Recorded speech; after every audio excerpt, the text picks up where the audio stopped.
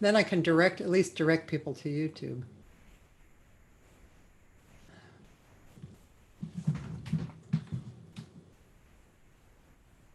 Please direct people to YouTube. Now this is looking good. Okay. I think it's working. Okay. This is looking good. So, ladies and gentlemen, please go to YouTube to see us. So, ladies and gentlemen, please go to YouTube. Are you hearing that delay? Yes. Or That is okay. because YouTube, the sound on YouTube is up, I believe. Hold on. Okay. Yeah, I just fixed that. Okay. And yeah, I'm going to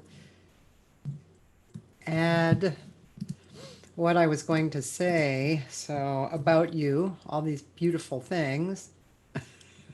Oh, little too many. I can only have 200 and I had 3,000 words. Oh, no. So let's see. Can I do that? That's still 310. Okay. Let's see. Noontime Facebook Live hangs. How about that? Is that better? 19 extra. Okay, let's see. Wow. What shall I leave out? How about that? Is that good? Yeah. Okay. All right. I think I got it. So, and I'm gonna just text my friend to please check. So, ladies and gentlemen, please bear with me. You never know about this stuff.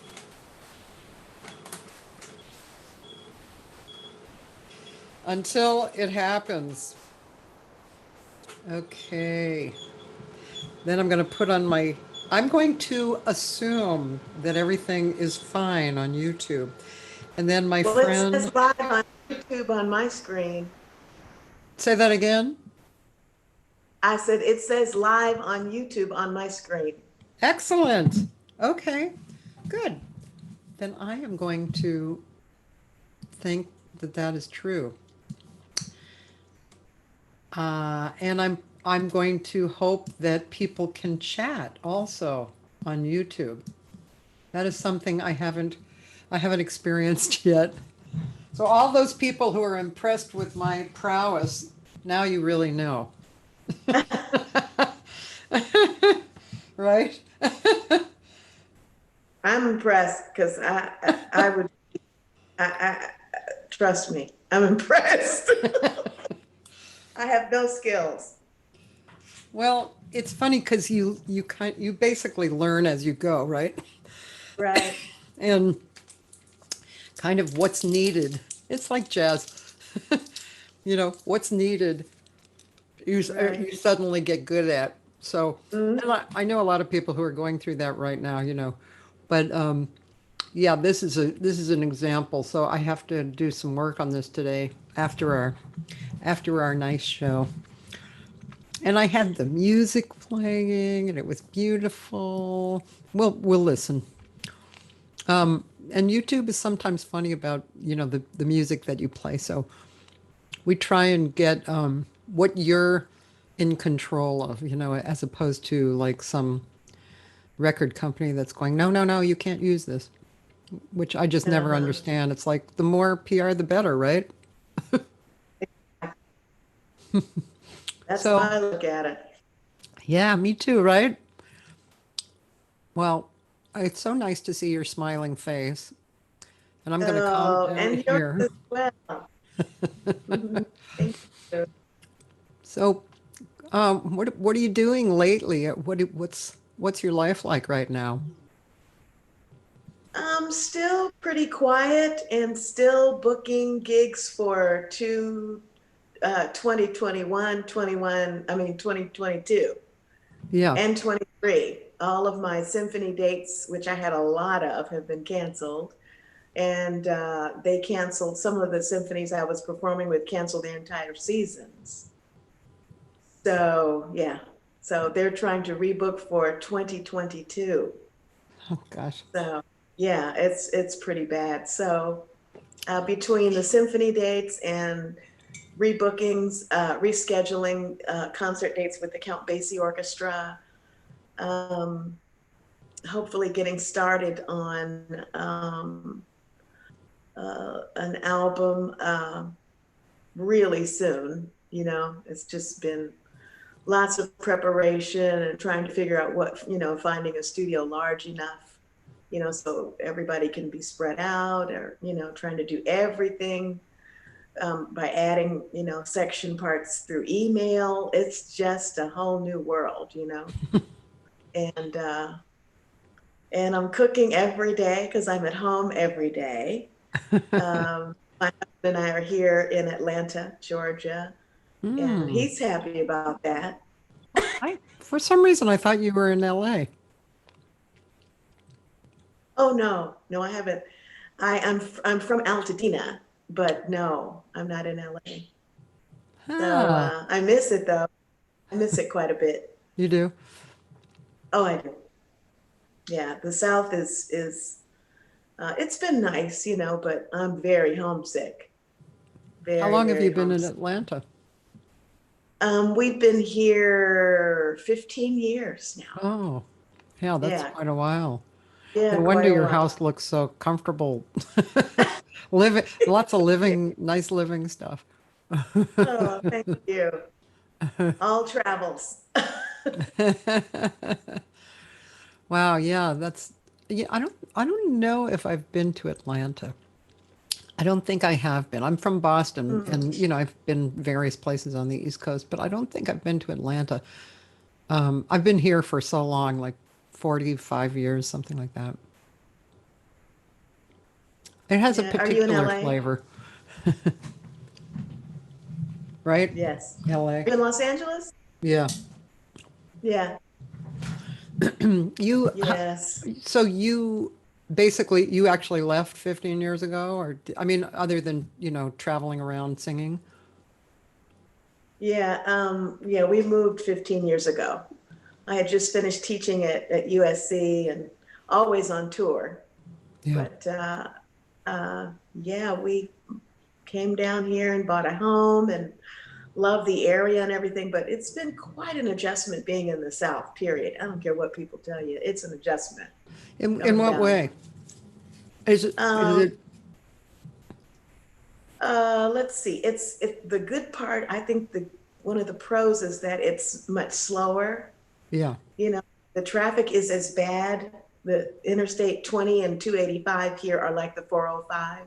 Oh, wow. And yeah, Yeah. it's bad. Huh. Um, Racially, it can be interesting. You know. And even in Atlanta, which is kind of, Yeah, Atlanta is really a African American town, I think of. yeah. I the area where we live is a wonderful melting pot. But if you drive just off of the freeway, you Wow. can find a large Confederate flag in Ah, many areas. wow. Yeah, so that's been interesting for me, and people wearing caps, baseball caps with Confederate flags on them, and but the jazz community is wonderful. Even though I only see musicians once every blue moon, because I tour about 45 weeks a year. Yeah. So I'm not home very much, but when I am, I don't go to a lot of gigs, but I try to give a lot of dinner parties and invite people over for dinner. And that's how I Uh, keep that's how I keep up with what's going on in the city and find out what's happening with everyone. do you end up playing too for dinner? Yeah, we have jam sessions here at my house, Oh, cool. right here. in my living room. It's always Nice. really great food, and people bring wonderful dishes, and so it's great. But the people that I've met, it's one thing, but the things that I've seen, but the people that I've met are just wonderful, just absolutely wonderful, inspiring folks. And like I said, just a melting pot of incredible folks. So it welcomed us. That's nice. Yeah, Yeah, it's it is. interesting because I mean, I don't totally know what you mean, of course, but I do know what you mean because um, I've had a few experiences myself. Growing up in a jazz environment and Hmm. also growing up in Boston, which when I grew up, I mean, there was a lot of action racially going on, trying to the peace movement, and there was a lot of sharing and talking, a lot of new friendships built, and then being in jazz. And again, I was kind of, and like probably like a lot of people, I was I kind of naive. It was. I was happy. I was doing things. I had friends in all ilks of life. And I just, even growing up in Boston, which had super racial problems, right? Like the Irish and the Irish Right. neighborhoods were really bad. And um, so, but yeah, I remember, I remember one time I was driving, what's that theater on the other side of town? That big, beautiful Nate Holden Theater, right? Hmm. You know that theater?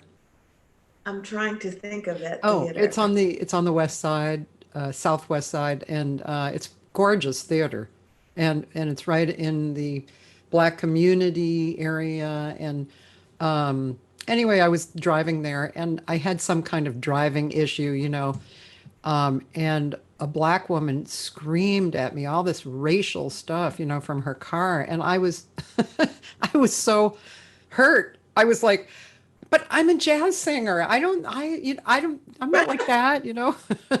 And I was like, boy, I am so like, a baby in this whole, anything that would come up like that. I was always so shocked. And that doesn't, it doesn't give you an excuse for not knowing and not acting well. But I just realized, wow, probably a lot of people are like that. They're naive, because of how they came up and their experiences. But what's happening now is really, it's great. It's like an exponential curve that's happening, that we're all looking at things in a different way. We're looking at what has what what programs have been put into place. Oh, I don't know if we can ever find it in our lifetime. The whole depth of what's been put into action and change it. That's pretty fucking heavy, hugely heavy. Yeah, But at least we're yes, looking. absolutely. It's a start. Yeah, yeah. It's a Very, start. very interesting. Yeah. So, well, I'm sorry you're not in LA, but I'm glad for you that you sounds like everything's really nice. It Um, is. Of course, there's lots going on, but when you're in your home, you're so isolated and yeah. insulated, and I get my news from the news, from the local news, and everybody's mostly everybody I see has a mask on. There's occasionally a few elderly, only elderly that I've seen that aren't wearing a mask. And Well, I that's really interesting. have to. I know I really have to bite my tongue and just say, "What are you thinking? Don't you know that you're the one that's going to get it first, the most susceptible to Yeah. what's going on?" But I just, because everybody in the post office is looking at those people, like, "What are you doing? You know, what are you Interesting. going to do?" Yeah. And you don't want to start a thing, you know, I but know. the two the two people, I've seen 2 or 3 people, and they've been men, that didn't have their mask on, and I just wasn't up for an argument, trying to tell somebody what to do with their life. So I just kept it moving. Yeah. But everybody else seems to be, wearing masks, and I've seen a few people with these new clear masks. Some are fogged up, some are not, and I'm constantly thinking, how can I have my vocal students wear those, without them fogging up, so I can see what's going on, or with their tongue placed, Oh, you know? I should show you what I got. Hold on one second. Okay. I got this. I don't know if this is what you're talking about.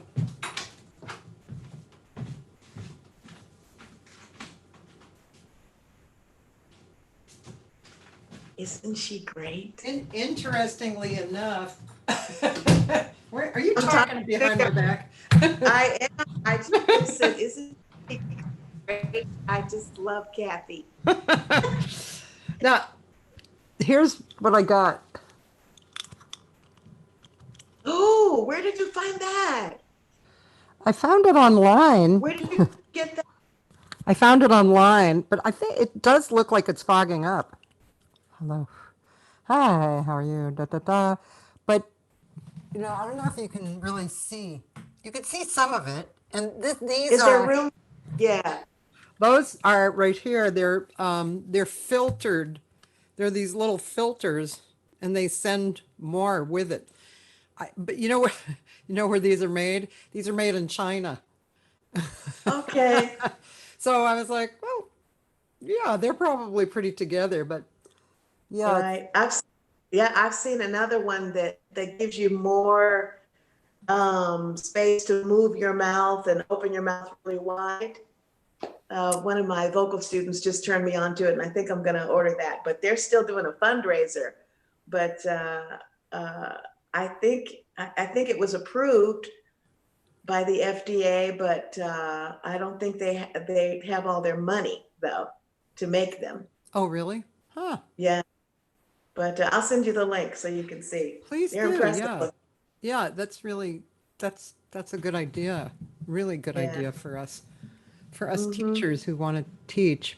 I do have a few students who are coming over. I know they're not out and about, so I don't feel that bad. And I put them in a room that's kind of spacious, and we open the window, and so Yeah. put on the fan. Yeah. I teach. I'm sorry. Go ahead. No, I was saying I started by teaching on the porch, but Oh. it's a little problematic for various reasons, but I can do that if I need to. Mm-hmm. Well, we're starting. I teach at San Francisco Conservatory of Music in the RJAM program, which is Roots Jazz and American Music. And we start on October 5th. We're starting, and they are working so diligently trying to get everything set up, but we'll be teaching online. But they're waiting to hear from the health department whether they can proceed with, this amazing system that they've set up using Dante audio system along with Zoom. So fingers crossed, everything goes smoothly, but it's going to be interesting. Cool. Yeah. Hey, Yeah. guess what? We're actually getting comments on YouTube. I feel relieved. Oh, yeah? Okay. Thank you, guys. And Eve Evans says hi. Oh, hello. We've never met in person. Really? And I'm sending. Never met in person. Oh my gosh. Oh, you Met on guys Facebook. would get along so great. Oh, Totally yeah. great. Yeah. She seems lovely. Oh, she's beautiful. Yeah, she was Yeah. saying that the Nat, not Nate Holden, Nat Holden. It's on Washington. Okay. It's a beautiful it's a large, beautiful theater. Really nice. And Joyce Glasgow in Seattle, she's also seen elderly people not wearing masks. Oh, yeah. I Yeah. don't know what that deal is. What is that? I don't I don't understand get. either. Haynes is making masks out of soft cotton material that's easy to breathe and comfortable. But, well, we were talking about being able to see the mouth. And yeah, Eve, you've said there's also shields, but I guess they don't work the same way, I'm guessing, right? Yeah, well, I've seen some really hip looking shields, but you still got to put a mask on. But this thing that I ordered, it doesn't look like it's going to work, but I'll send you the link. It just looks like it's going to fog up and you're not going to be able to see anything. But there's several that the conservatory is looking into Yeah. for the vocal Okay. department. Yeah, I'm interested. I mean, the same. Yeah. I don't think it's ever going to change about the latency, about being able to sing at and play at the same time, but I keep waiting. I'm like, come on, come on. I know somebody's smart enough out there to fix that, but Well, they say that this Dante audio system will work only in the building. But oh, as long as it's not going any further than that, they said it's just incredible. So well, that's a beginning, isn't it? it certainly is. But they still have to use Zoom in order for us to see, the person we're talking to. But they said the sound is going to be incredible. Wow. That's Yeah, that's great. yeah, it is great. There are a few things like Jack Trip, which was started by some people actually in Orange County at a university, music people, Hmm. and Jack Trip, and also of course Jam Kazam. But the distance is not all over the planet. The Hmm. closer you are, the better it is. Yeah. So I don't know. Listen to us like we know. The queens of technology here. That's right. At least I got us on YouTube. I feel really like Hey, I feel relieved. Although I still would have put you on the iPad, which I did in the beginning until I got really technologically hip. So Carmen, so I didn't actually know until I read your bio that your parents were are Bobby yeah, Bradford and Melba Joyce. I mean, to me, that's like, yeah. what? Oh my God. And I'm sure to Yeah. a lot of people that's amazing. Oh, thank you. I mean, They're both doing well. My mother just moved back to Pasadena maybe 5 days ago, 4 days ago now. really, After living in New York for 50 years. Yeah, just moved back. wow. Yeah, that's what we're saying Now, too. and that's interesting. Did she just feel like LA was just a little more calm or contain, like, I think my family's there, my twin brothers are there, and my nephew's there. And I think she was just kind of ready to make a change and move back to family. I tried to get her to move here, but she told me that we live in the woods. she's probably used to going out a lot, I bet, right?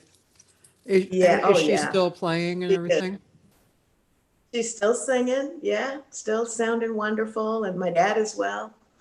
Um, Yeah, it he would is be. still teaching at the Pomona colleges. Oh, yeah. I'm pretty sure I saw him at Brad Dutz's jazz series. Would that Oh make yeah, sense? Like in Sunland? I'm pretty I sure don't know, possibly, yeah, possibly, I think I yeah. did. Um, like last year. Okay, Yeah. cool. Mm-hmm. There's a Sagar Sharma and Uh-huh. Sagar. No, you can't join the Zoom call. Only on YouTube. Because the Zoom call is only for Carmen and I. So, Wow. so I want to know. I mean, I grew up with musician parents, and also, by the way, twin sisters. Um, Right. Oh yeah, and they yeah. sang, and one played piano. So, you know, grew up around that too. But I'm curious.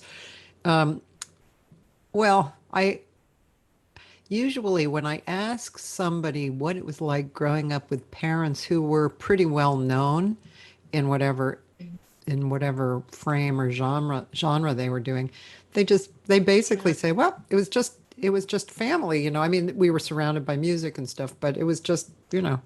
So I want to know what your experience was when you were your brothers younger or older? They are older. They are 4 years older than me. Yeah, Yeah, that's what my they both sing. One is a very closet singer, but I think he might have an incredible voice, and he plays bass. oh, And he's retired. And the other one is a wonderful Johnny Mathis, uh, very, very Johnny Mathis style voice. Really, really beautiful, and hmm. an incredible songwriter. Oh, And that song that you played was written by my mom. really? Yeah, was I Okay, in love alone? we'll go Yeah, back to that, in a minute. We'll play out some of that. That's cool. That's really yeah. And sounded. yeah, it was pretty normal in my house. They never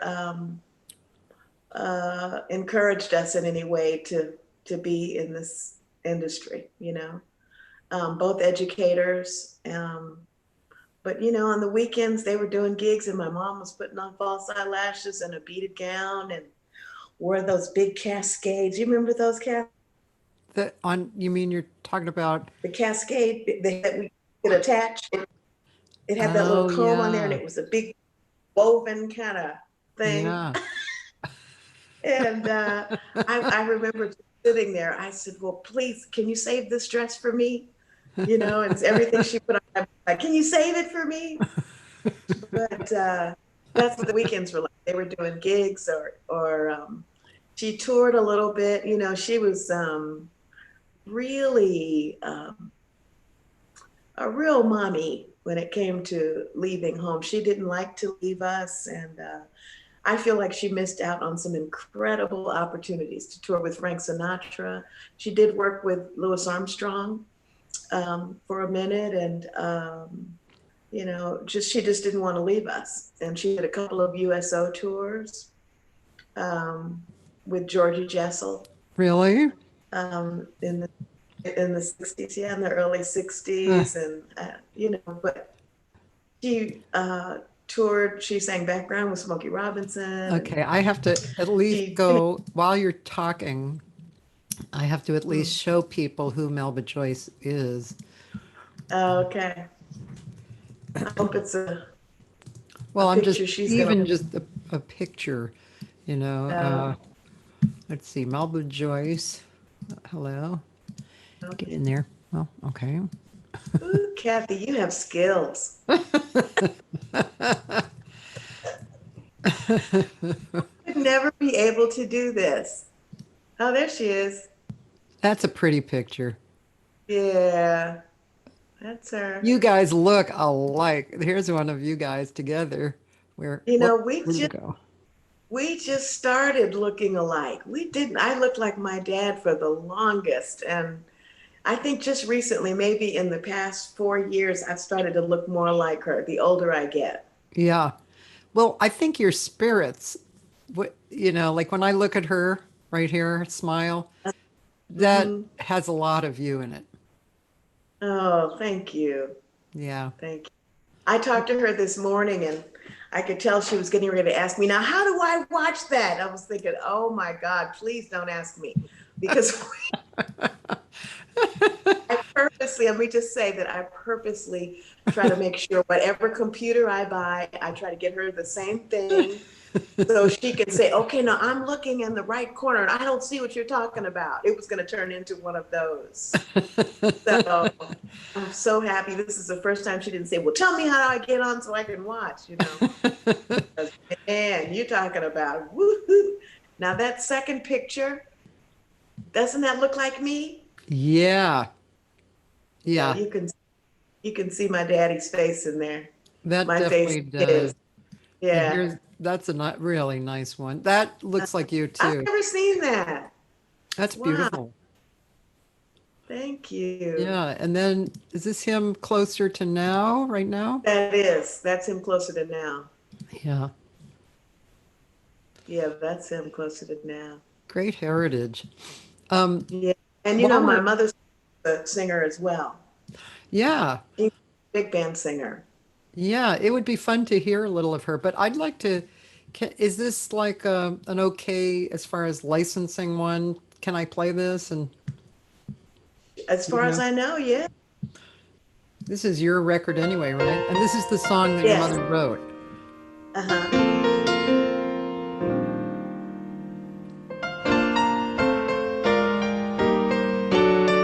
Great title, by the way. Wow.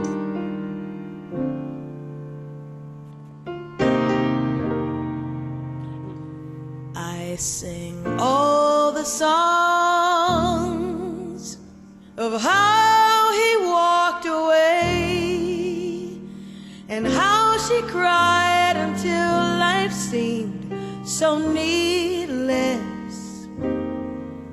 I've read all the books about a lasting life that ended and how someone pretended to be caring, only leaving, just deceiving. And I wonder, was I in love alone? Was it just a dream? Could it be you never cared? What were you doing while I was in love?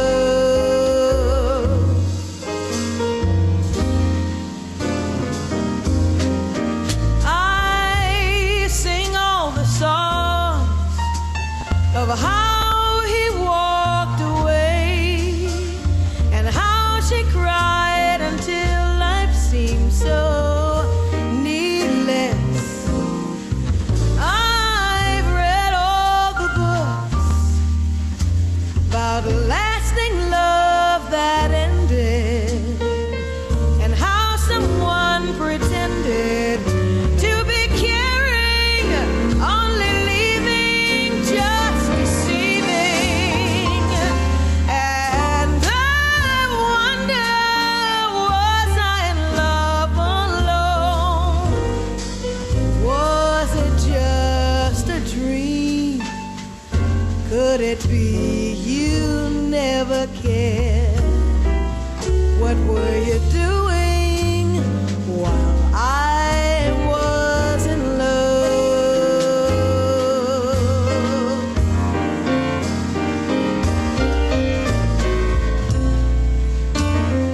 Oh my God. I'm gonna stop because I just I never quite understand what YouTube and Facebook are,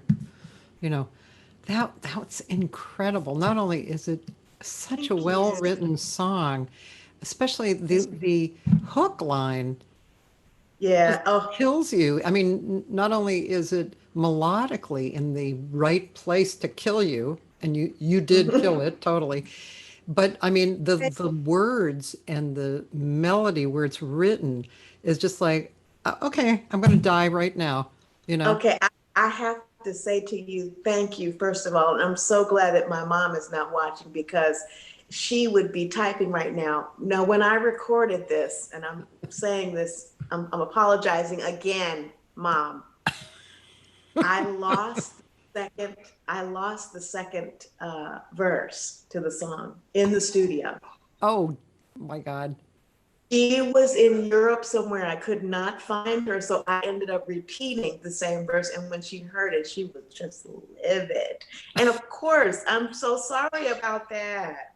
And we had finished the album and I didn't get to go back and fix it. So not on this album, I'm getting ready to do, but the next album, I'm going to re-record this tune so she can stop rolling her eyes at me every time, the name of her tune comes out. That's like, that's painful. That's really painful. I know it is. And everybody loves this tune so much. And there's some choirs, a choral director wrote an arrangement of this and repeated the second verse also. Never asked if there was, you know, second verse, Oh. just done. I might be taken out of the will. You know what I Thank mean? God it's your mother. I mean, I don't know. If it hadn't been your mother, it might have been even worse, you know? I know, I know. I tell you, Oh, it's just, I don't know what to do other than record it again, you know, and get it yeah. right.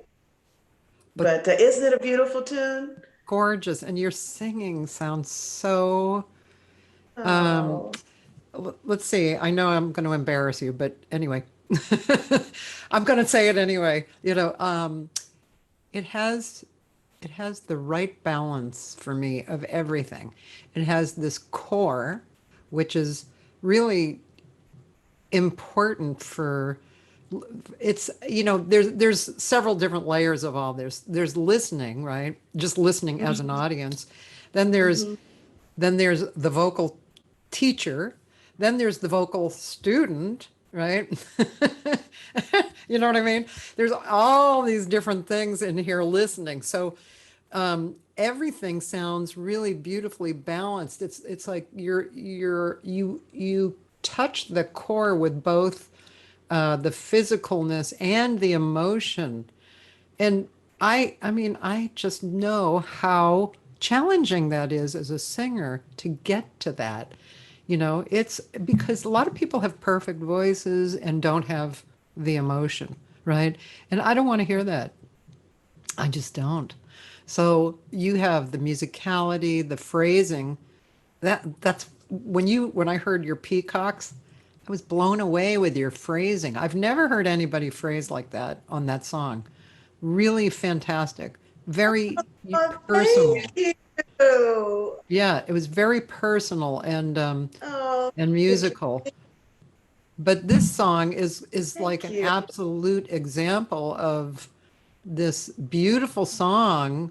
You know, this kind of is reminiscent of songs for me, like, you know, that we sang, you know, like "What are you doing the rest of your life?" That kind of that period of song, which was, you know, those songs were incredible. And That's my yeah, mom's favorite. really, Yes. You need to have her on your show. I would love to actually. It would be really fun. And Eve says, Eve says, the first verse is killing. The second verse would bury. I can't wait. Trust me, it would. And Sonny Wilkinson Sonny, sorry, Sonny. Sonny Wilkinson says hi. Hi, Sonny. Hi. She I had a love show her. today. Yeah, Oh, okay. she's doing a show every 2 weeks with various professional people, and you know, Sonny's a great. She's a great interviewer. Wonderful. That's Oh wonderful. yeah, I want to write down so I won't forget to have your mom on. Yeah, that would be great. I'd be honored. Yeah, so going back to my question about an hour ago, so how was it growing up in your house actually? Was it, I mean, besides you said, you know, your mom and dad were educators mostly, and then on the weekends they would go out and play. But as far as you growing with your singing, you know, how was it? It was well, my dad was teaching more then. My mom wasn't teaching at that point. Okay, She was raising she was 3 babies, but being mom. yes, exactly, being mom. Well, it was, you know, on Saturdays, they just exposed us to every kind of music possible. While we were doing our chores, you know, I grew up on Tony Bennett and Frank Sinatra and Ella Fitzgerald and Carmen McRae and Sarah Vaughan and a lot of Brazilian music, Hmm. a lot of Jobim. And it was great. And in the midst of that, as soon as that furniture polish was put away, I was listening to R&B, you know, like every other kid in my neighborhood. Listening to Aretha Franklin, you know, Stevie Wonder, The Temptations, The Supremes, Gladys Knight, and the Pips, you name it, Smokey Robinson, and trying to make every little note, you know.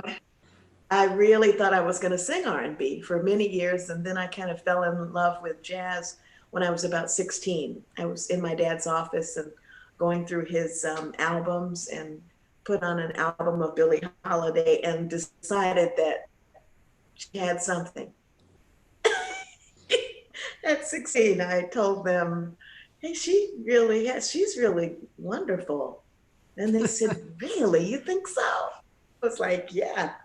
I think my ears were ready to receive all of that, you know? Yeah. They really did. My my brain did a shift, and I was ready and got started then. Yeah. But yeah, brownies, Girl Scouts, lots of, and I was in a band. I was in madrigals in high school. I was in chamber singers. I was in an R&B band.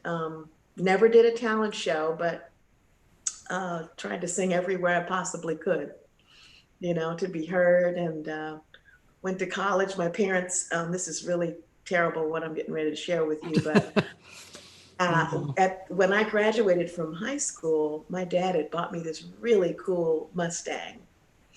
And he said, okay, Carm, you got to get some kind of job this summer. I said, I'm going to get a gig singing background for Stevie Wonder, so I don't have to get a regular job. So you don't have to worry about that. So I auditioned for Stevie Wonder, did not get the job, and just went to the beach every day in the summer in my new car. So August rolled around, and I pulled into my dad's driveway because I was living with him at the time. My mom was living in LA, and my mother's car was in his driveway. And I said, oh God, what is this, you know? And so I went in the house, and they were sitting there, and they said, hey, Carm, have a seat. I said, oh, well, what's going on? They said, well, what's happening with your job situation? We noticed that you're just going to the beach every day. You're asking me and your mother for a lot of money, you know, all week. You know, you're not paying your car insurance. What are you doing? I said, well, I'm going to look for another gig. You know, I'm going to be singing somewhere soon. They said, well, we've decided that you're going to go to college in Austin, Texas, where I went to school. And you're going to leave tonight. We're going to put you on a plane on a red eye. Your mom's going to take you to the mall right now to get some clothes, you know, for the fall and for winter. Oh my God. And I bought this my dad said, I bought this lovely truck for you, and your vision is just small enough to fit in there and with the rest of your clothes and your things. And so we've called the president of the college, which is it's Huston-Tillotson University now, but it was Huston-Tillotson College when I went there in Austin. And so he said that he would be happy to take you, and you'll start school on Monday.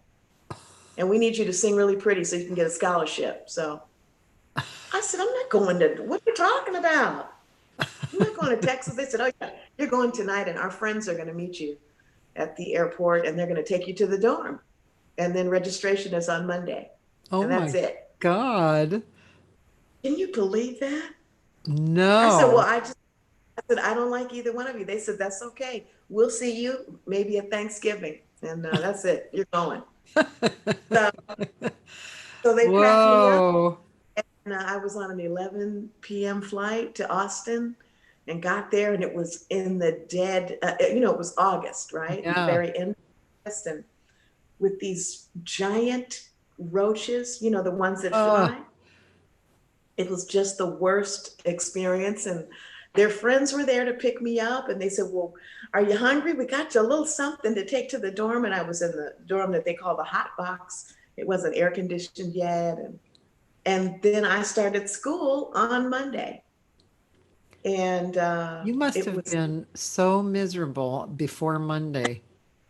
It was crazy. I can only just imagine. That was Saturday night, and I arrived Sunday morning. Oh, so, I'm so sorry. I feel for you. Sunday must have been hell. Oh my God. It was the best thing that ever could have happened to me. Yeah. Because first of all, and when I got on the plane, don't be singing in any clubs. You need to worry about your grades. Just because the legal age for drinking is 18, and you can go into a club. We don't want to hear about you. I said, well, I said, okay, fine. I said, of course, that's what I'm going to do. But anyway, I think by Tuesday night, the girls that were where I was staying said, we're going to a club and we have cigarettes and we're going to order some margaritas. Are you game? You want to go? And I said, yes. So I went to this wonderful club places, and they had the disco to your right when you walked in. Then you walked down this hallway. They had a restaurant there, and through a little jazz club. They had a jazz club through these little swinging doors. I was like, oh yeah. So I sat in, and I spoke with the manager, and I said, hey, I've just moved here from Los Angeles, and I thought I'd go to school. I was going to sing with Stevie Wonder, but I decided to get my degree instead. So I said, did you hear me sing? He said, yeah, you were good, young lady. And I said, well, how about Wednesday night? What do you think about me singing here on Wednesday nights? He said, why? I said, okay, great. So that's what I did. And a week later, the following Sunday, my mother called, as she normally did, and she had called me like 4 times in that week, to make sure I was paid. Each time I said, I'll never forgive you. And I didn't want to tell her how much fun I was having already. They just didn't deserve to hear that. So, but by Sunday, she said, well, how was your weekend? I said, well, it was pretty boring. Well, of course, I partied all week, sang all week. They said, well, you haven't been in any clubs, have you? You haven't been in. I said, no, of course not. I didn't do that. I wouldn't do that. No. They said, well, it's so strange. Some of our friends were at a club that's not far from the school. And they said there was a girl that sang, and she looked just like, she looked like your daddy. And I said, well, I don't know who that could be. I don't know what you're talking about. That wasn't me. And so she said, well, Carmen, I hope it's not, because you're going to be in big trouble if it was you. I told her you were foolish to go into a club after your dad and I already told you that you were not allowed to sing while you're at school. I said, well, me. That went on for about. Sorry, you're freezing up a little bit. Just in Sorry. That I was singing there by that third week. You said how long? I'm sorry, because that froze that area. Oh, okay. About 3 weeks. 3 weeks after that, I was trying to sing everywhere, and I was doing commercial jingles and just having a ball. I still went to class and everything, but yeah, it was wonderful. And so my mom called and she said, listen, I know that you're singing down at that club called Phases. I said, well, what are your friends go to Phases? And she said, yes, they do. I said, well, I shouldn't have to lie. I'm 18 years old, and if I want to sing, I'm going to sing. She said, well, Carmen, I think this might be the first time I've heard you ever talk back to me like that. And she said, you better be glad I'm in Los Angeles, honey. Or the tone that you're using with me. And then my dad called and he said, well, Carm, we don't really want you to sing in any clubs or anything or do commercials right now. We really wanted you to get your degree. And I said, I know that, but I can sing here. This is what I want to do. And I'll still, make all my classes and everything. And he said, okay, but don't let your grades drop. So I did okay. I think I made a lot of C's, and it was, they didn't have a jazz department at Houston. Tillotson, they offered classical music, and my voice teacher was so wonderful. Dr. Beulah Jones, Curry Jones was so wonderful. And I told her what I wanted to do. She said, Sorry, ladies and gentlemen, we're having a little bit of freezing problem. What did she say? That as long as you sing. Can you hear me? I think so. Go ahead. Say it Can again. you hear me, Cathy? Yeah. Okay. She said, as long as you do what Oh, you're gosh. supposed to do Monday, I am in support of you running on the weekends and once that night on Wednesday. I said, well, thank you. Such a sweetheart, just a wonderful, wonderful educator and deep support on what I wanted to do, you know? So that's what I did. And my second year, I was singing with a band called Minor Miracle, led by John Mills. And I was really working a lot. John wrote a lot of commercial jingles, so I was doing a lot of jingle work and for Ford and a lot of local food places. And it was so much fun. And I have to say it's some of the most joyous years and times in my life working with those musicians in Austin. And later on, I found out much later that a gentleman named Mike Mordecai, he's a trombonist, a wonderful jazz trombonist, was the booking agent for all of my dates. And he was responsible for the gig that I did opening for Count Basie, which is where I met Count Basie in Austin. And I was added to the program because the group Passenger was performing that night as the opening act. They were also fantastic, just great cats, really wonderful. So Basie's management, Willard Alexander, if anybody remembers I Willard do. Alexander. Yep, I remember. Well, Willard's, the young lady that was assigned to booking that gig, Dee Askew, is the manager of the Count Basie Orchestra. At that time, she was still Willard's secretary and also booking dates. And so they said, well, we don't need a singer to open the show. We have a vocalist. It was Dennis Rowland at the time. And he said, Mike Mordecai said, this is a wonderful singer and we want her on the show. And they said, no. I said, yes. And then Dee was kind enough to agree to let me open the show, and she and Mike worked it out. And so Mr. Basie was already riding on a motorized cart at that time. Oh. So there was no elevator in that particular theater. So the gentleman that traveled in him, he and that gentleman had to wait on the side of the stage. And I happened to be on the other side of the stage. And when I saw him sitting there, I said, I'm going to go over and talk to him. I'm going to do it. I'm going to do it. So I went up to him and I said, hi, Mr. Basie. I'm Carmen Bradford and I'm opening the show for you tonight. And I think you'd make $1 million if you'd hire me. And he said, really, $1 million? Oh, yeah. I said, you know, I know you have a singer, but there's nothing like having a young lady in a lovely dress on your show. And he just kind of looked at me like he wanted to call security. And I said, did he know your parents too? No. Oh, okay.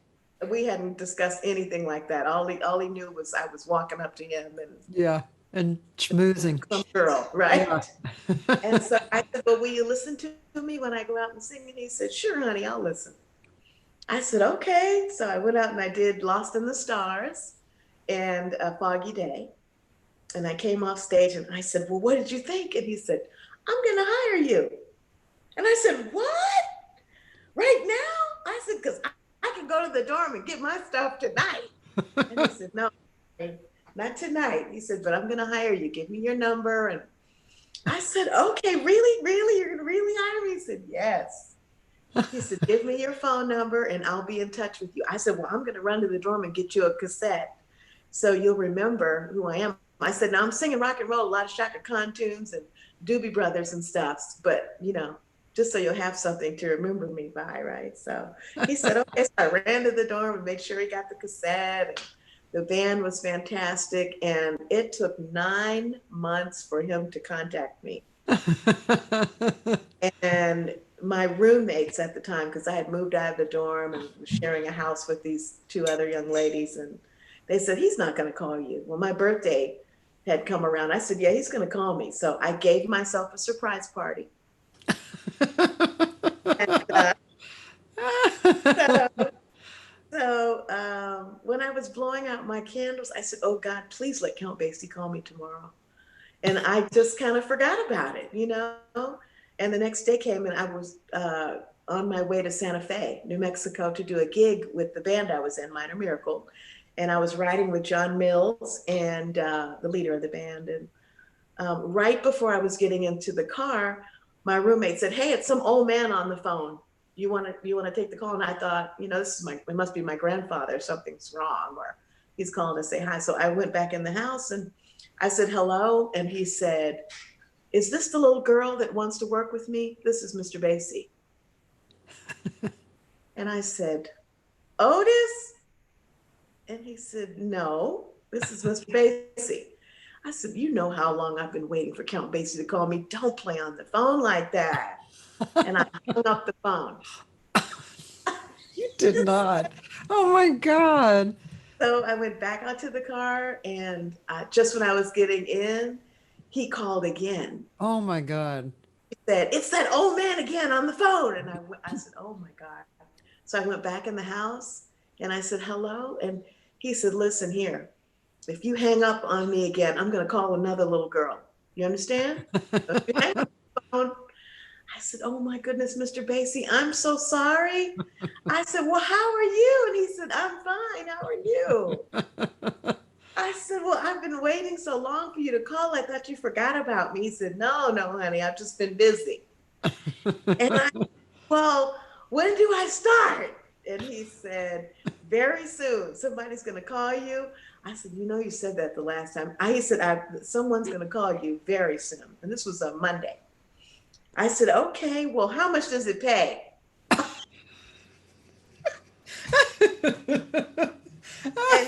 He must have gotten such a kick out of that. Oh my God. And he said, well, what do you care? I said, I don't care. I said, but my dad makes me ask, you know, if I'm babysitting or if I'm doing a gig, you know?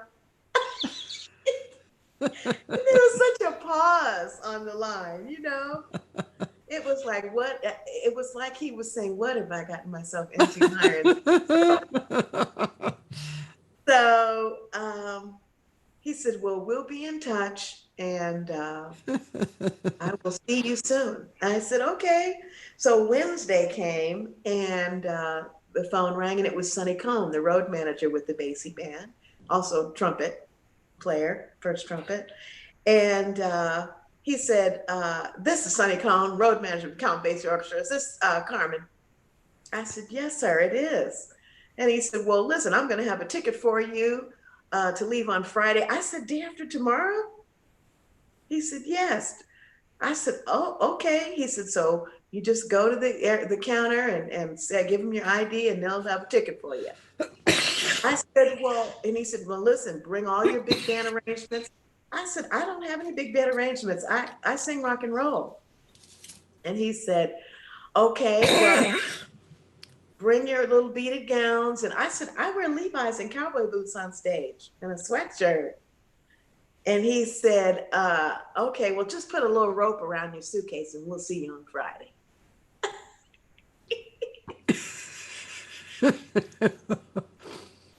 So I got to the airport on Friday. About 30 of my friends saw me off, which I thought was the sweetest thing. 30 of my classmates. Isn't that something? Totally. And so I get to the counter and there's no ticket for me. And so I really thought it was somebody playing a joke on me. And they said, don't cry, just wait a minute. And so all of my friends went to the ATM. They all pulled money out of their accounts and bought me a round trip ticket to Boston, which is where the first gig was. And I had hotel information, the itinerary and everything. And so I went. They said, well, if it's a joke, then you just come on back to school. I was like, I'm not coming back to school. This cannot be a joke, you know. So I got to the hotel and there was a reservation for me. Oh. But the band had not arrived yet. So I checked into the Boston Park Plaza and I had a room on the front side. And I don't know if you remember, Cathy, but the windows were just giant in that hotel. And you could raise them. And so I leaned out the window. I said, oh, I'm sure they're all coming in separate limousines. Right?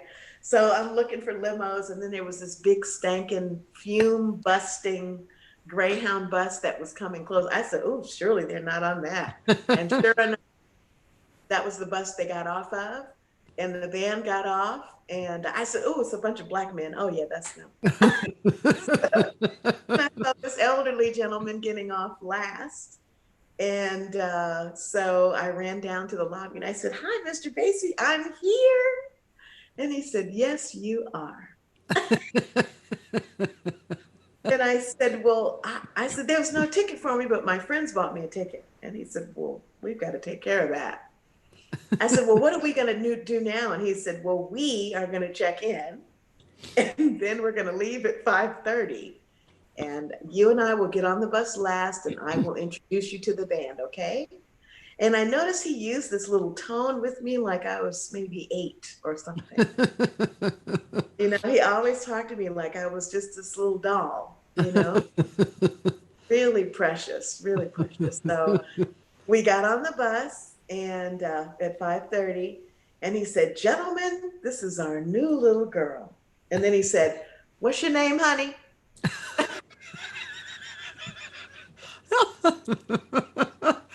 Said Carmen, and he said, this is our new little girl, Carmen. And then he went like this to all the guys. He was pointing at all the guys on the bus, even in the back. He was running his finger across everybody's face to make eye contact with them. And then he said, don't even think about it. And so he said, you sit right here, baby. Okay, right in front of me. Okay, like that. And that's how he talked to me every day. And he said, we're performing with, he said, now you won't be performing for about 3 weeks. We have to write you some arrangements. Wow. So we're going to perform with Tony Bennett tonight. Do you know who that is? And I said, yeah. That is so great. You know, I was so excited. And he said, well, we're performing with Tony Bennett tonight, and then we'll work with Miss Sarah Vaughan tomorrow night. Do you know who that is? I said, yes. And it was like that. Just every night. It was just people that you dreamt about meeting all your life. It was amazing. Absolutely amazing. And so that's so interesting that he brought you in 3 weeks early so you could, you know, kind of groove in and probably buy a dress. Right. And they could write charts. Exactly. Wow. Well, I think they just didn't, I think it was just, both of the arrangers, Dennis Wilson was one of the arrangers, trombonist, and Eric Dixon, saxophonist in the band. I think they also needed to hear me sing a little bit. They wanted to hear me. And of course, you know, Dennis Rowland was the vocalist at that time, and he wanted me to watch Dennis's every move, you know? Yeah. He said, I want you to watch the show and see how long Dennis stays on stage. He said, do not try to milk the audience, you know, for an encore. Yeah. You sing what you're going to sing and get off. And so I watched every night. And that following morning after the Tony Bennett concert, I got a call from Mr. Basie's, the gentleman that traveled with him. And he said, Mr. Basie would like for you to come to his room this morning in about 20 minutes. Okay. And I said, okay. So just when I was getting ready to leave the room, my dad called and he said, well, how's it going? I said, Dad, they worked with Tony Bennett last night. Isn't it? He said, wow, that's great, Carm. He said, well, what are the guys like? I said, well, they're so old. And we had 2 people my age, Clarence Banks. We joined, well, he came after I did, but we had Clarence Banks, and then Dennis McCrell was playing drums at that time. And he had been recommended by Joe Williams. And so I think Clarence Banks replaced Booty Woods. And Booty passed away on the bus in his sleep when we were driving on one of our long drives. He passed away of a heart attack on the bus, and we didn't know it until it was time to get off. Oh my gosh. Yeah, when they were passing out room keys and noticed he wasn't there, and they said, oh, Booty's still on the bus. Let's go take him his key. And He was gone. Oh, Yeah, I think Clarence Banks replaced him, but so that morning, I'm sorry, I'm drifting. That morning, my dad, like I said, my dad called. I told him how wonderful it was. And he said, well, what are you getting ready to do? I said, well, today is our day off, but Mr. Basie wants me to come to his room right now. And my dad said, what the hell for? I don't know. And he said, let me tell you something. I don't know what he needs to see you for at this time of the morning, but if he tries to touch you, you just knock him out and you run. I said, what are you talking about? He said, did you hear what I said? If he tries to touch you, Carmen, you just hit him upside his head and you take off. I said, he is 1,000 years old. I am not going to beat up Count Basie, and I haven't sung yet.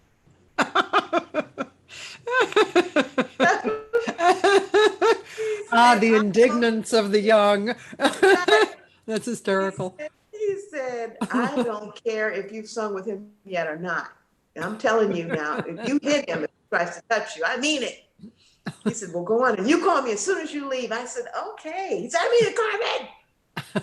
So I went down to Mr. Basie's room and the gentleman opened the door. He said, oh, come on in, honey. Go on in the bedroom. Mr. Basie's in there waiting for you.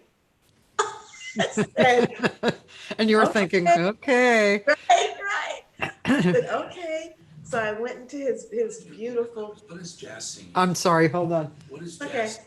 Jazz singing at earthlink.net. Sorry, that's, one of the many things to handle. Okay, go ahead. Okay, so I went on into Mr. Basie's bedroom, and he had on the most beautiful matching robe, satin or with monogram CV on the lapel of his robe, and beautiful monogram velvet blue house slippers, and just looking like old money, right?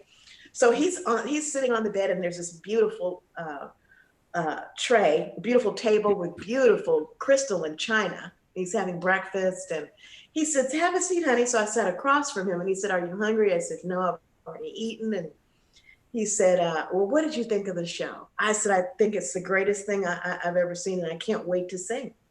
It was just wonderful. He said, I'm so glad. He said, now, so what are you going to do today? And I said, well, I'm going to get a couple of T-shirts from my friends, that saw me off at the airport. And he said, oh, that's nice. He said, come over here and sit next to me. And I said, oh, Lord, here it comes. So I came and sat on the bed next to him, but I didn't sit right next to him. So he starts patting the bed like this. Come on, sit closer, closer. Come on, a little closer. So I was all at shoulders with him. And so all of a sudden, he grabs my right hand and pulls it over his lap, right? And holds it. And then he leans on me in his lower lap, not high, just very low in his lap. And I thought, oh my God, this is it. He's going to do something to me, So he leans towards me, and then he's getting something out of his pocket, and he puts it in the center of my hand and then closes my hand. He said, now go shopping and come back and show me what you bought. And I said, okay. So I opened my hand. It was a $100 bill. And I went and bought a bunch of crap, snow globes and foam fingers from Boston, and hats and just some crap, T-shirts. And so I came back to his room, and he said, let me see. So I dumped everything on the bed, showed him everything I bought. And he said, oh, that's nice, And he said, well, did you bring me any change? And I said, no, was I supposed to bring you change? I said, no, honey, I'm just asking. So I said, well, thank you so much. I said, I had such a good time. He said, well, let's do this on our day off, okay? I said, okay.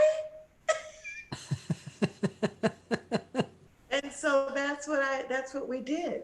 On our days off, he sent me shopping, and I came back and we chatted, and just asked me questions about me, and how long I had been singing, and just really, really sweet, taking time with me. And I think I honestly believe that I kind of filled a void for him at the time. You know, he has a daughter that's still alive. Oh, She's mentally challenged and she's in her late 70s. wow. She lives in Florida. And I think that I was filling a void, Mm, you know. right, right. I think he got to do some things with me that he hadn't ever had a singer quite as young as I was. You know, to be on the bus and hang out with every day and spend that time with. So, and I think that's why he talked to me in that tone, you know, like I was a little girl. But he was so very kind to me and so sweet, so giving, and spoiled me. That is so sweet. Man, what an incredible experience that was. And yeah, she froze. But let's see, I think I might have had how many hello. Hello. Wow. Uh, So what did you get to hear? well, you've basically finished, you know, by saying that you think that was his experience, and it was real. It was really beautiful and lovely. And how long were you with him actually? I worked with him for a year, Uh-huh. Boy, what? but I stayed with the band for 9 years. Hold on one second. Could you Okay. talk to the audience? I will. So I was saying that it was so special, just having the opportunity to spend with Mr. Basie, you know, in that capacity. And he was just really kind to me, very giving. And I just have wonderful memories of working with him. And he changed my life. You know, he gave me wings, you know. He really did.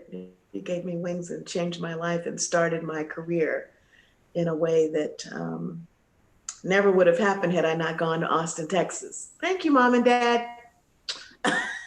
Had I not gone to Austin and gone to school there and met John Mills and met Warren Dixon, the owner of that club where I was singing called Phases, you know, it was just all planned. It was divine order. It truly was. And something I will treasure always. And so you just never know. But you have to wish and you have to dream, you know. I'm very serious about creative visualization when it comes to things that I want to achieve in my life, things that I want in my life, how I want to sing, how I want to be seen. You know, you have to visualize yourself doing these incredible things and visualize yourself among the greatest musicians of all time, you know? So it's been a wonderful journey. And I still love singing big band music. I still perform with the Count Basie Orchestra when they need me. Thank y'all for needing me sometimes. It's great working with the great Scotty Barnhart and with Dee Askew, and it's just been wonderful, truly wonderful.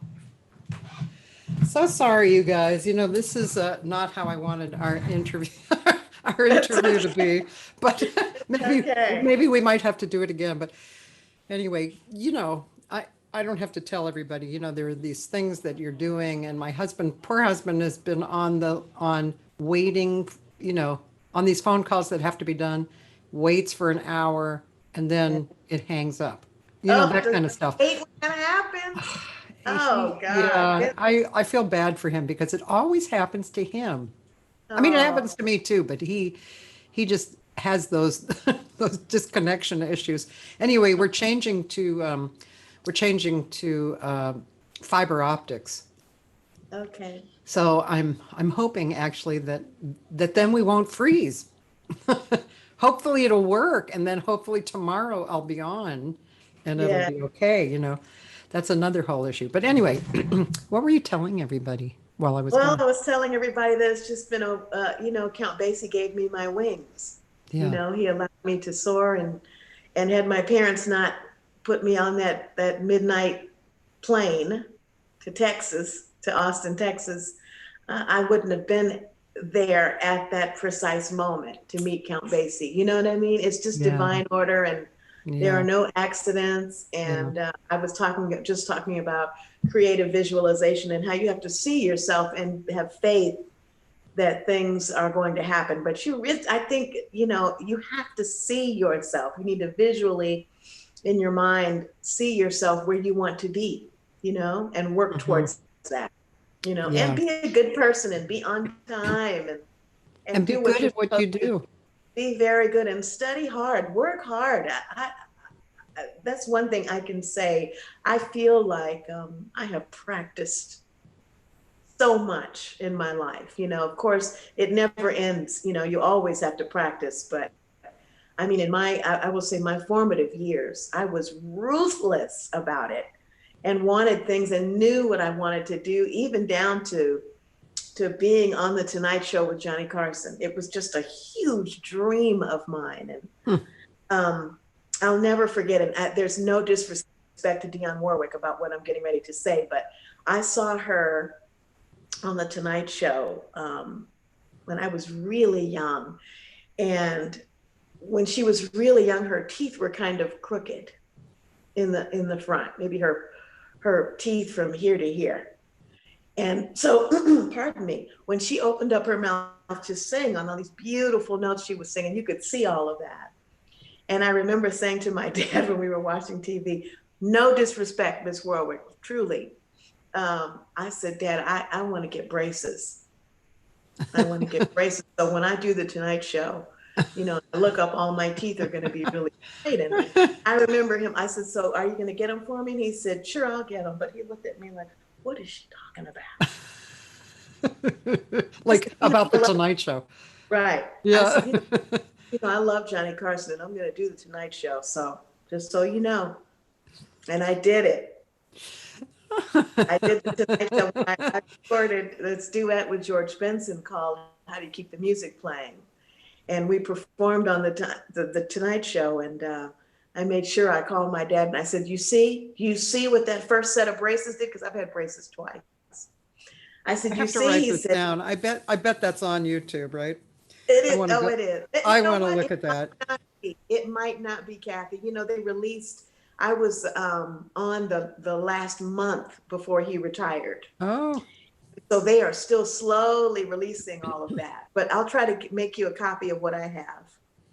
that would be fun to see. I'd love to see that. Yeah. So I reminded my dad of that. And, isn't that something that I was able to get on right before he retired? It's just been, my whole career has been like, okay, I'm almost there, I have a question that's different from what we're talking about, kind of. But from Taylor Hatch. He said, since you're on the faculty of San Francisco's jazz program, what are some of the things that you encourage young vocalists to do to find their own sound? Well, I think it's really important that you listen to absolutely everybody old. I like how she says that. Old. Well, it's important because a lot of young singers I hear say, well, I listen to Cecile McLaurin, and that's wonderful that you listen to her and you listen to Sarah Gazarick, and they listen to, just a lot of really incredible singers that are close to their age. And my thing is, if you do not go to the well, meaning listening to Ernestine Anderson, listening to Sarah Vaughan, Ella Fitzgerald, Carmen McRae, and all of those singers that you never hear about, that you need to listen to your teachers that they recommend. You have to go to the well yourself.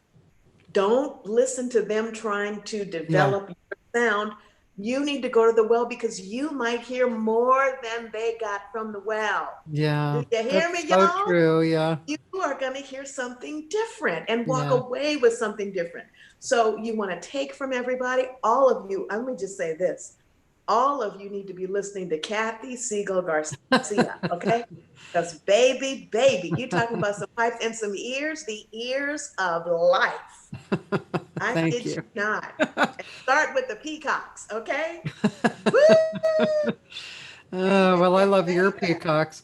Listen. You talking about some ears, Thanks. baby. It was You know, like, I whoa. just want to bring up Mary Stallings because the first Yes. time I heard Mary Stallings, I thought she is right out of the same boat as Sarah and Ella, but she's totally Yes. different.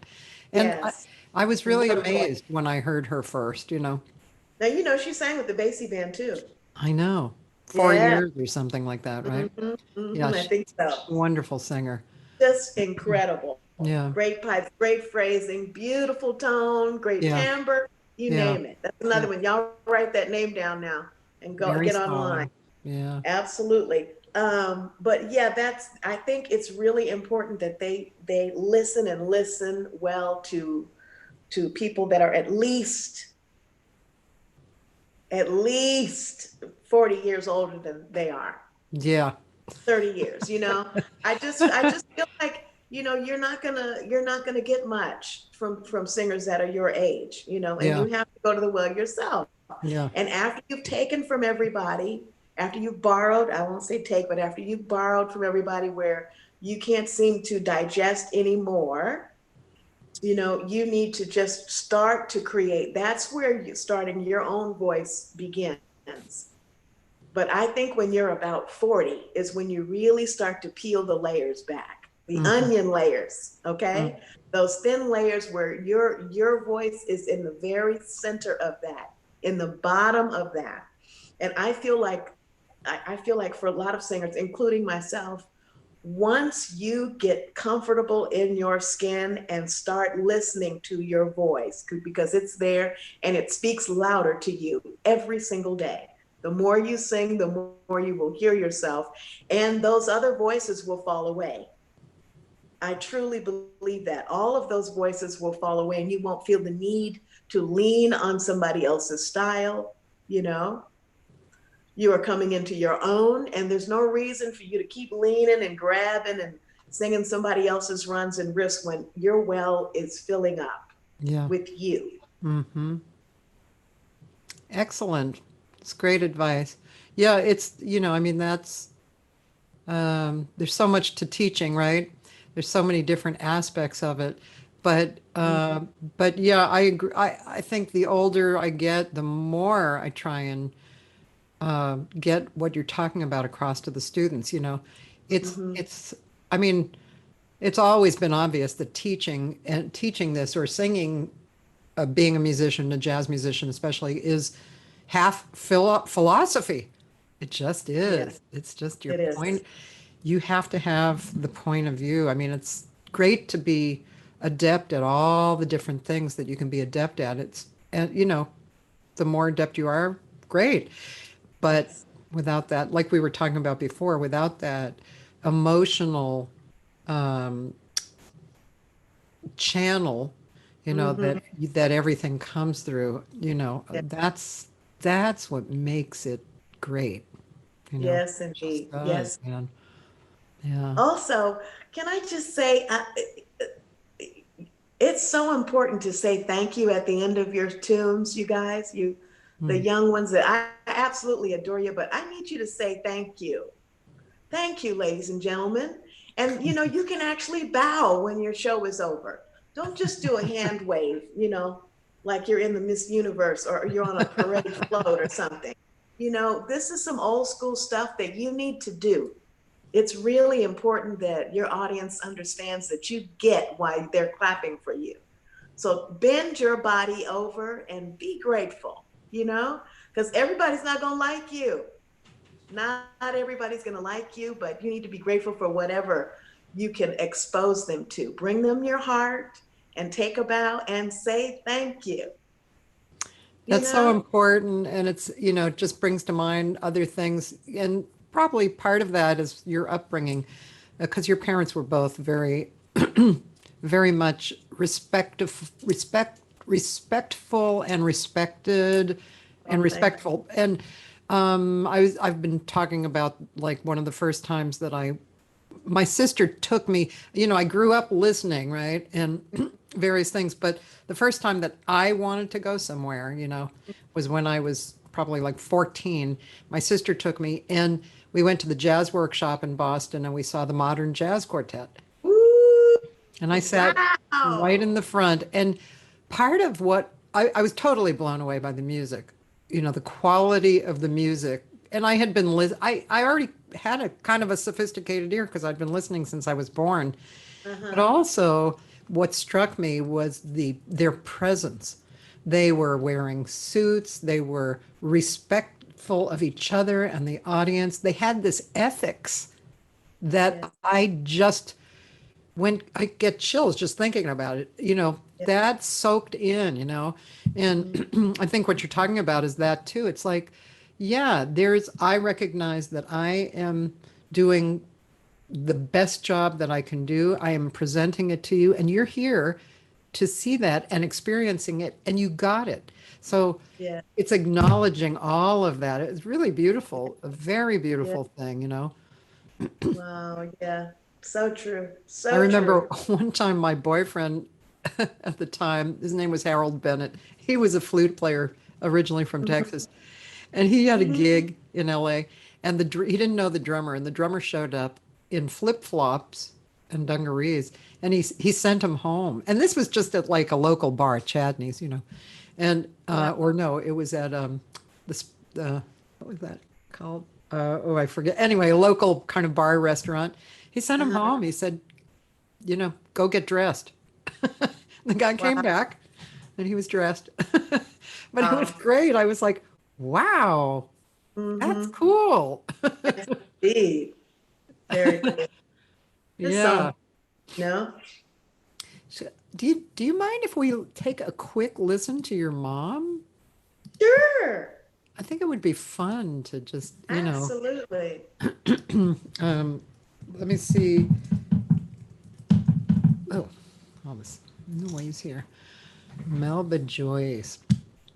Just a little bit. It's just fun to kind of maybe see where you came from. Oh, you can hear all the things I've borrowed. Do you suggest Body and Soul or Doodlin' or maybe something different? I'm sorry, you're going. Look, Melba Joyce and Carmen Bradford. Oh no, not that one. Okay. You scroll back down. Back up. I'm sorry. Doodlin's nice. Body and Soul's nice too. Look at her. She's so cute. 2 A's. Using the phone booth, making a few calls, doodling with. I've never seen this. Booth walls. She's so cute. Got me a big date, waiting for my cat, putting his vine on so he can look dap. I enjoy procrastinating cause I'm busy while I wait, doodling away. A again. Sitting and dining, dinner beginning, started designing, using the linens. Talking to my man, doodling my bit. Waiter got salty, he told me to please quit. I told the waiter, don't be dizzy, can't you see? I'm very busy, doodling away. How about a bridge sort of? Do you doodle all day, said the waiter in his white. Do you doodle all night? I told the waiter he was right. In your doodling way, that's the way I'm gonna stay. Are you painting things right? Doodling sheds a lot of light. I don't know what to do. Ain't nothing you can do. Doodling's all I can do. I feel so lost without my mind. She's so adorable. It really helps me ease my mind. I'd be tempted toast without my doodling, cause in doodling there's one thing I find. Truly, I really truly wanna figure out what my doodle's all about. Ooh. Yeah. Can I play a solo? That's great. Wow, I've never seen that. Excuse me. I want to see some more of you or hear some more of you too. Oh, Should I do a little of the Peacocks? okay. I wonder if that I can play that. I'm sure they'd be happy for you to play that.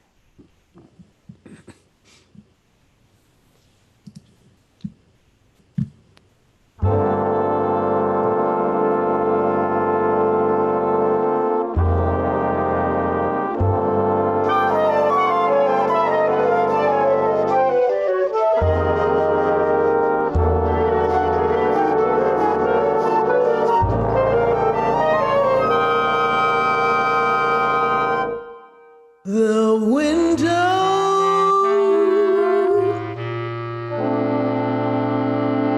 looked out onto a pattern never ending, a flower and trees and little pathways all descending to the garden far below us, the pavilions in the sunlight, where the peacocks proudly grace the sea.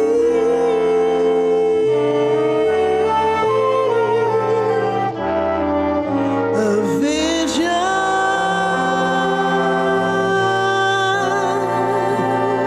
a timeless place, another way of living. You moved in so close, I really thought that you were giving. I allowed myself a moment to believe that you could need me, to reflect upon what might have been.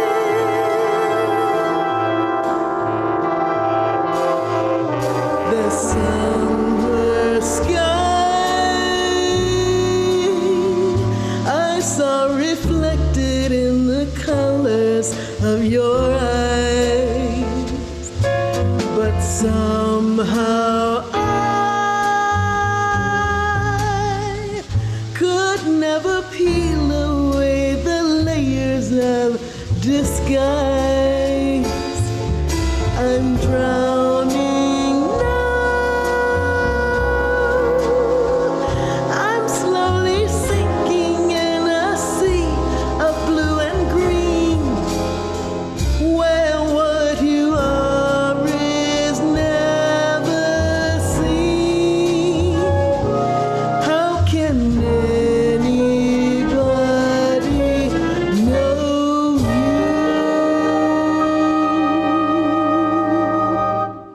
I still hear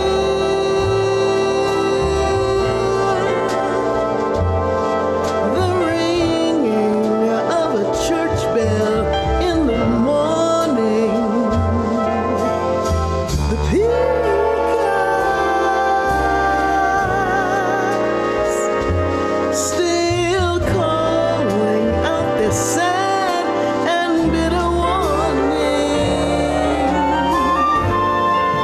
Beauty's only an illusion.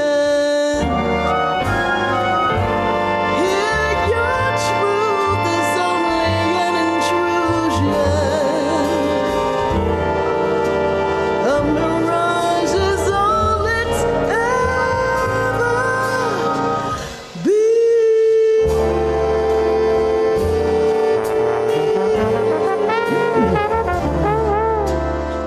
Totally gorgeous. Wow. Yeah, you guys should go on and continue listening to that. It's really beautiful, the whole entire thing.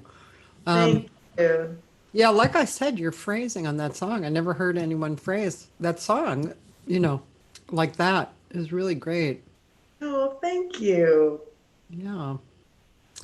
Beautiful song and great lyrics, huh? Norma Winstone. Awesome lyrics. Yeah, Absolutely wonderful.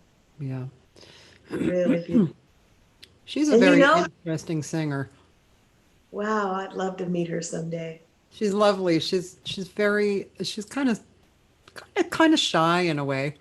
Oh, And yeah. yeah, she's really she's very she's just a real sweetheart and she's so musical. And it's interesting because she has a very high voice Hmm. and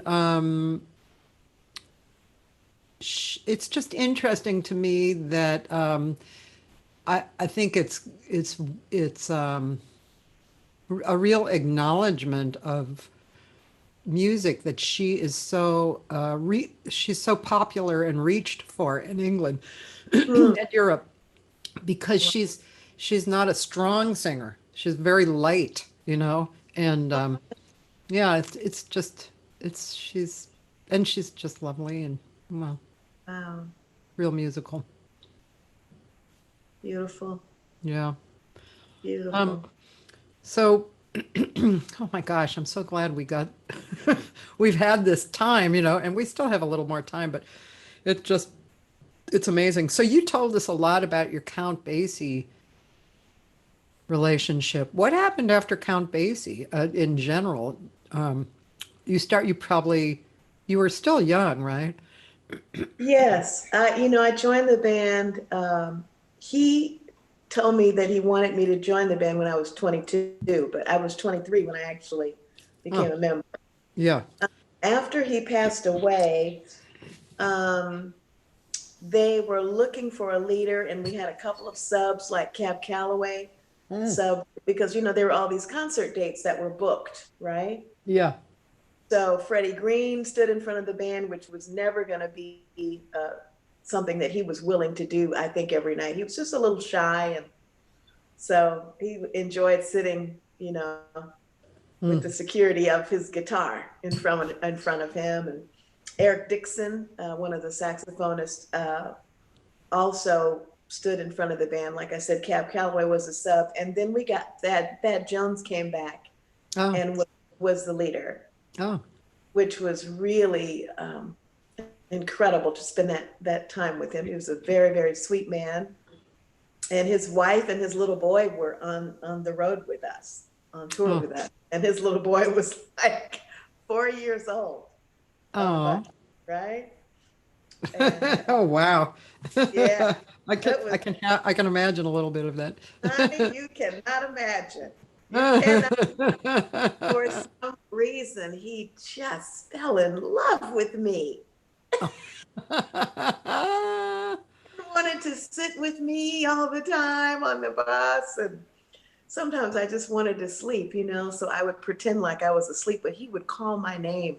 They sat about 4 or 5 seats back behind me. We had assigned seats. And he would sit there and he'd go, Carmen, please, can I come and sit with you? His mom is Danish. So he had this little accent, He was such a sweet baby. Oh, Oh my God. But Freddie Green sat across from me, and Freddie would say, will you stop pretending like you're sleeping? Let that boy come up here. Be quiet. It was really something. But anyway, Thad's health failed, yeah. I think he passed away of cancer. But he was such a sweetheart. And then Frank Foster Oh, joined us as the leader, and that was incredible. What an amazing musician, an incredible composer. And he wrote that arrangement of Young and Foolish oh, for okay. me. Yeah. And talk about giving somebody wings. I mean, just incredible. Now, I have been blessed to have arrangements written by Chico O'Farrell and Mm. John Clayton, who also has paid a lot of attention to anybody he writes for, those two, he and Frank Foster seem to really get me, you know. Mm-hmm. I feel like they are the kind of arrangers that any singer should, if you have any opportunity to work, especially with John Clayton, honey, jump on it. Because he knows where you breathe, he knows what you can do and what you can't do, and leaves you space to do what you can do, even when you don't know you can do it, you know? But it was the same with Frank Foster. What an honor. I often, when Byron Stripling and I are on tour together, because we have an Ella and Lewis show. Oh. So we often talk about that symphony show. So we often talk about the Basie Band and our memories of Frank Foster and how he would sit there and write in ink an arrangement on the bus, while sitting in the back of the bus where all the jokes and laughter was coming from. Wow. And just be writing and laughing and writing in ink, and it would be whatever he was writing was just, it was just perfection. Wow. I never saw him use a pencil. Interesting. Or erase anything. Yeah. Interesting. Isn't that something? Yeah, that's brilliant. Yeah. Yeah. I do know somebody. I've seen somebody close, like Bevan Manson, he's brilliant. He's classical and jazz, and he arranged and played and produced part of this project that I did for the jazz chamber orchestra. So we're listening. We're in the studio listening for whatever needs to be moved and taken out, and he's writing an arrangement for something else at the same time and being fine about it. It's like totally fine. It's like amazing? Yeah, what can you say? It's just the way that they are built. Yeah, it's just amazing. So, but that's really cool to hear. I never knew that about Basie. But so what happened after you left?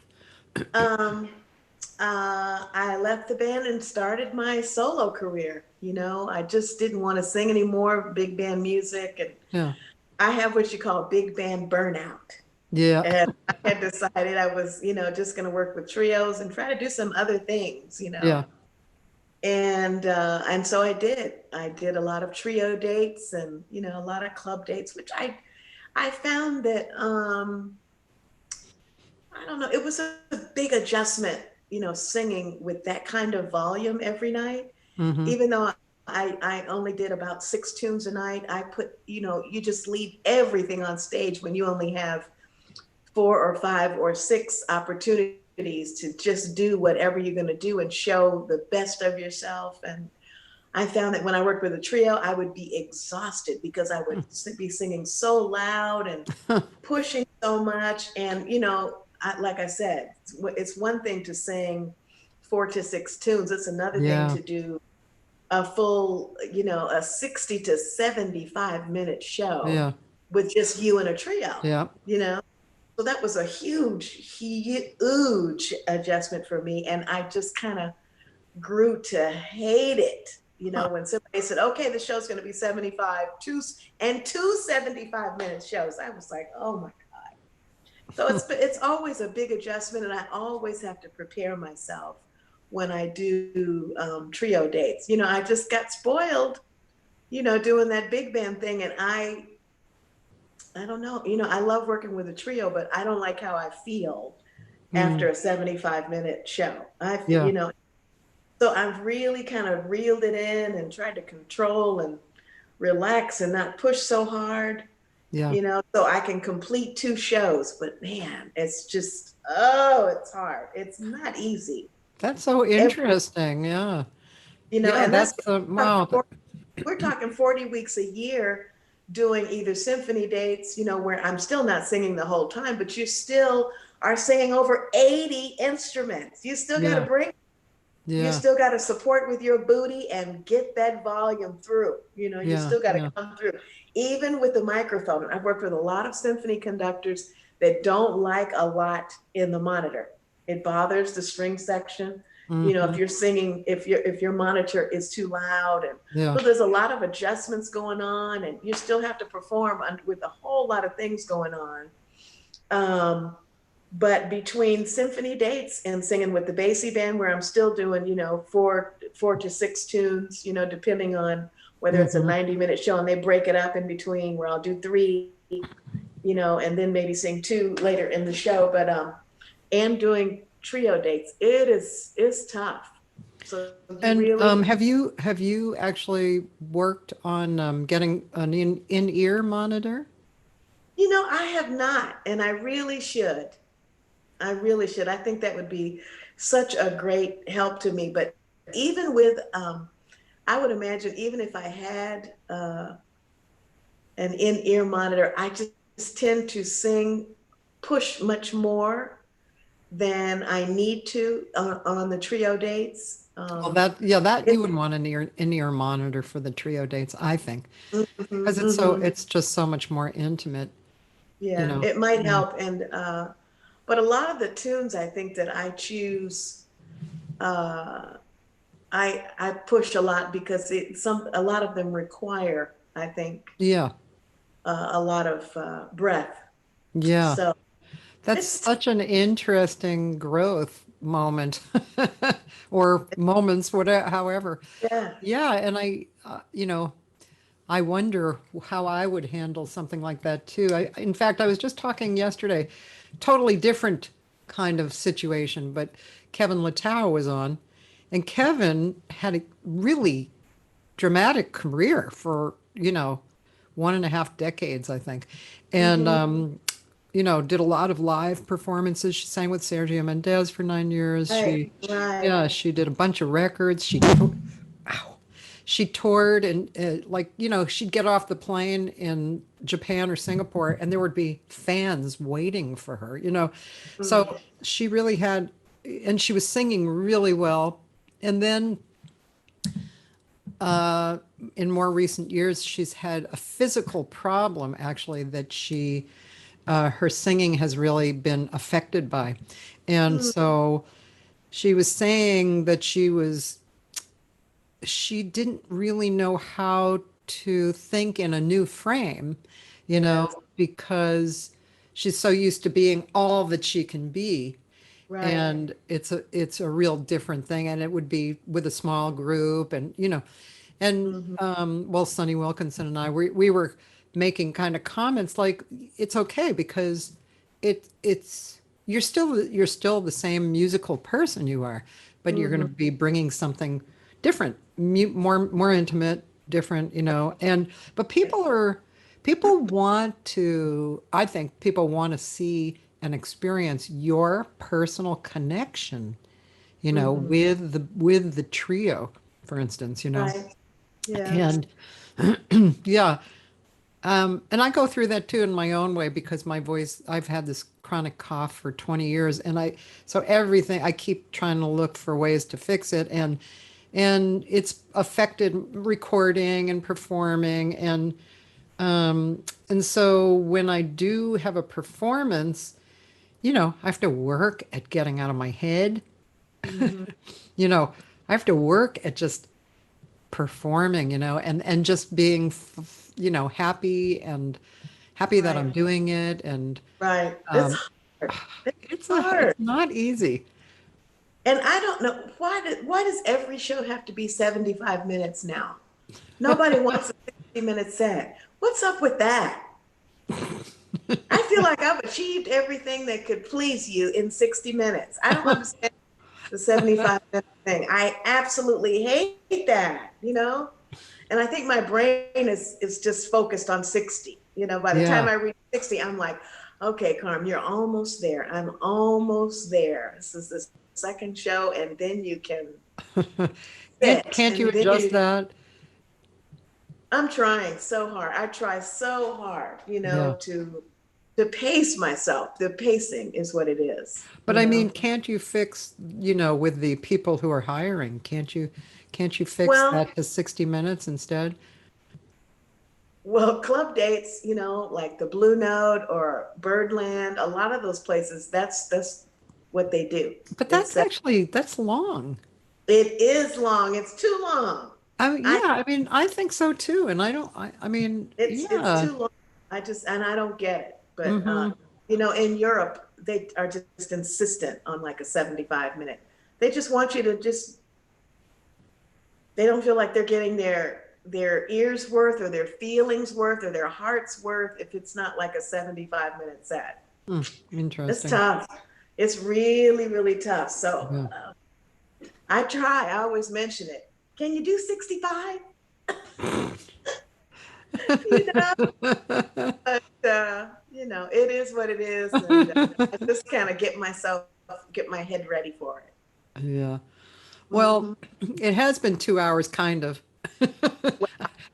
Today has been a weird technical day. But it's been so much fun. It's been great. I just really have enjoyed hanging with you. You too. It's just been such an honor to be on the show. I've wanted to do this for so long.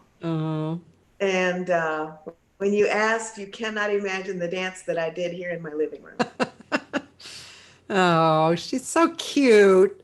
She's so complimentary, and it's kind of like when my husband looks at me and he says, "You're so gorgeous," and I'm like, "Well, I'm probably not so gorgeous, but I'm okay." But I love him for saying that. That's what I feel like. You may not have done the full 75-minute dance, but even if you did like, the 60-minute dance, I feel good. I enjoyed every minute. Thank you. Thank you. So what should we look out for? Well, I shouldn't mention it, but I am getting ready to get started. I'm going to anyway. And I hope you're watching. You know who you are. I'm getting ready to do a Nancy Wilson tribute album. Ooh. I've paid a lot of tribute to Ella Fitzgerald and just in my live performance. But I think it's really important that I toured with her a lot, and she was a friend of mine when she toured with the Basie Band. Yeah. We got to know each other. And a lot of people, right after she passed away, a lot of people paid tribute to her. And I just don't think that was enough. And so I'm going to do it. And I'm going to do it, and I know she would love what I have in mind, and how I'm going to do it. So okay, I can't wait to hear that. That's going to be incredible. Yeah, I'm really looking forward to that. Thank you. I think it's going to be lovely. I really, really do. Thank you so much, Carmen Bradford. And for those people listening tomorrow, which is September 15th, 2020. I'm going to have Paulette McWilliams on, who's a wonderful singer. She's done solo work and tons of important background work, and she really is such a varied singer. She can do anything. She did a workshop for me once, and I was like, "What the heck, man? She can do anything." What a voice, right? Yeah. Ooh, and that lower register. Oh yeah, totally. Oh, so it's wonderful. And this is the week I'm going to 3 days a week now instead of 6, which is so I can handle my life. So next Sunday, Bradley Young, who's a great piano player, will be on. And then you can go to my website and see who else I have on. But thank you, Carmen Bradford, so much. You're going to have to give me your mommy's contact information too, because I'd love to have her on. It would be really fun. I will do that. Thank you so much, Cathy. It was just a pleasure and an honor. Thank you so much, and have a wonderful day in Atlanta. You too, darling. Love you, and kisses too. Thank you. Love you too. Okay. Bye. Bye-bye.